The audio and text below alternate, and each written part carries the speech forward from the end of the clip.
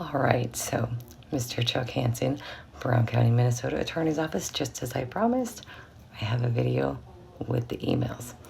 We're going to start off from, well, it's not the beginning, but it's the biggest one, the one that I sent you. You ready, folks? So it says, this is regarding the McClellan case. Good evening. My name is Samantha Oliver.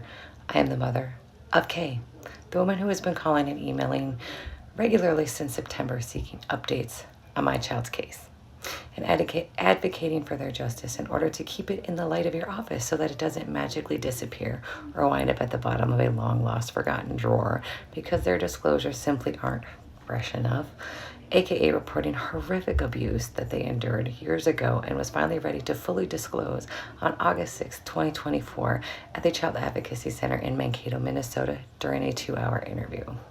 Your mission statement states, the mission of the Brown County Attorney's Office is to provide for public safety by aggressively yet fairly prosecuting those individuals who violate the law, steadfastly protecting the rights of crime victims, advocating the cause of justice, and providing the highest quality legal representation to county government to benefit all taxpayers in Brown County. Your page goes on later to state that a very large part of my office time involves representing numerous legal matters, including actions to protect abused and neglected children and vulnerable adults. It also goes on to state that your goal is, as the Brown County attorney, to ensure that Brown County remains a safe and secure place to live, work, and not only build a family, but grow our community. All of these beautiful statements and noble ideals, however, remain severely broken. We had a similar conversation in 2020 in regards to my other child's case that had been grossly mishandled, forgotten, placed on the back burner, etc. It's disheartening to see that 4 years later, well, I guess now we're going on 5, this is still not the representation I have seen or experienced. My child's case has been at a stalemate with no progress, no updates, and as of late, no communication, and annoyed secretaries telling me I'll send another message. No one has any accountability here.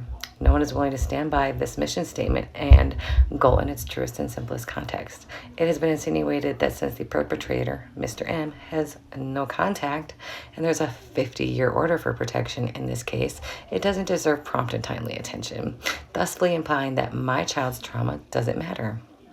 That in essence, the sexual assaults, the physical assaults, the threats, etc., things that they experienced and witnessed at the hands of their biological parent do not matter. And worse yet, it's okay. I am here to stand up and tell you and anyone else in New Ulm that needs to hear this, that this is unacceptable. Your jobs are not being done.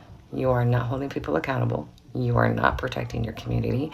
You are, in fact, perpetuating the cycle of child abuse, child sexual assault, and domestic violence, and sending the message to my child that their voice, their story, their suffering, and believe me, they're currently suffering a great deal due to your silence, and their courage, because they felt like they were risking their life and their siblings' lives, and my life by coming forward means absolutely nothing. This comes with even more consequences for my child as they feel ignored, not believed, unsafe, and that their life is in jeopardy as they traveled 5 hours one way to tell their deepest, darkest secrets, knowing that Mr. M would find out that they told something he promised to kill them, their siblings, and myself for. And he refused to be interviewed. I understand that's his legal right. And then he was met, with a wall of dragged out silence by a team of people I mistakenly swore to my child were there to listen, protect, uphold the law, and him accountable for his atrocious acts. They were interviewed on August 6, 2024 with your detective watching. He graciously gave him extra time to respond after he lied and said that he would after contacting his attorney that he never had. Before giving the case to your office, I was told a standard turnaround time was 2 weeks. And I should hear something. I then emailed on September 20th, 2024, after more than 2 weeks had passed, and have continued to regularly email and call, even begging as to how far into the process your office was. 15 minutes into her tape, 30 minutes into her tape, an hour, none at all.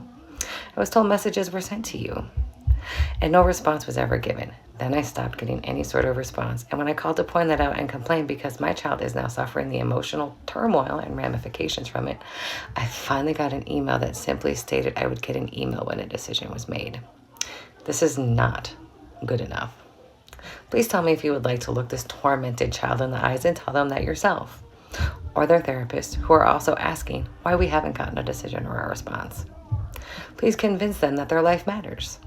When I have to call crisis centers because the guilt of risking their safety and everyone else is eating them alive. And tell them,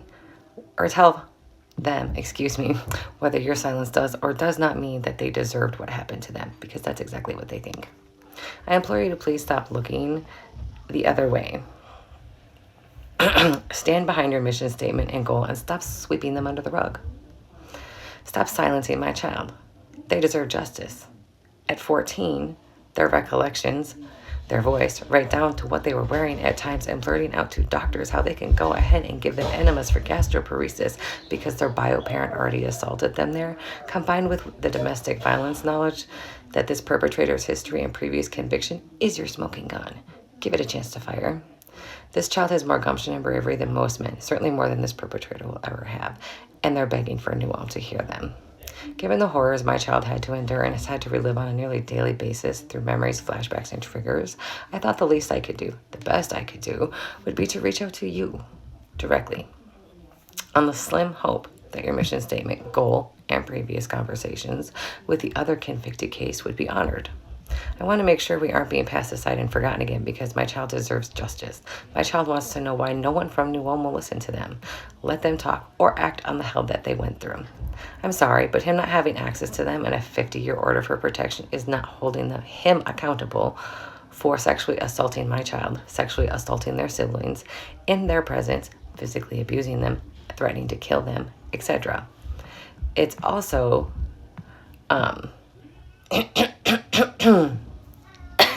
excuse me, I had a tickle.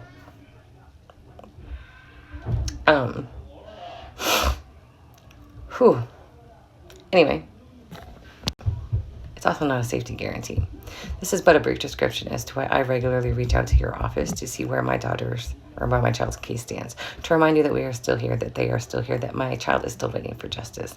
Their story speaks volumes, if for nothing else but to protect the children living in the same community as this perpetrator, because my guess is that if they had zero qualms about doing this to their own flesh and blood, and at this point probably assuming that they're getting away with it, that they probably won't really care if it's a child they're not connected or related to. Trust me when I say that I understand your office may very well be busy. I do not dispute that, given that the world that we live in today. What I am saying, though, is that is no excuse for injustice and poor quality work. Thank you for your time and attention and understanding to this very important matter. Next, I get an email back from Mr. Chuck Hanson. Miss Oliver. First of all, it's Mrs. Get that shit straight. Anyway, I'm out of the office this week, but I have forwarded your email to my staff, including the assistant county attorney, reviewing the reports and making a charging decision. I will say that my staff know that I am not the attorney reviewing this matter, and they also know that no messages have ever been given to me regarding this matter. Your claim that I have ignored messages is not true. This is the first communication I have ever received from you regarding this, and I responded the very next day, despite being out of the office for a family matter. Bless your heart. It's that sort of responsiveness that has earned my office the overwhelming support of the county in which we serve. If you would like to come into my office to discuss this, you are more than welcome. Chuck Hanson, Brown County Attorney. To which I replied, Mr. Hanson, I do appreciate you responding when you're out of the office, but there seems to be a gross miscommunication somewhere, as I have been told by 2 staff members that messages from me were passed to you via forwarded emails, phone calls, hence the frustration in statements and claims made. I'm attaching one of those emails in which this is stated to add clarity to my claim statement, email, and frustration. I would hope that moving forward communication would be more productive and clear. And here we go, folks. Here's the screenshot of the email that I sent Mr. Chuck Hanson, where the person tells me a decision has not been made. The prosecutor reviewing this discovery has shared your email with Mr. Hanson. I know he is thoroughly going through everything and is aware he would like a decision is made as soon as possible. Well, that didn't happen. Stay tuned for part 2 because I sent another effing email too, okay?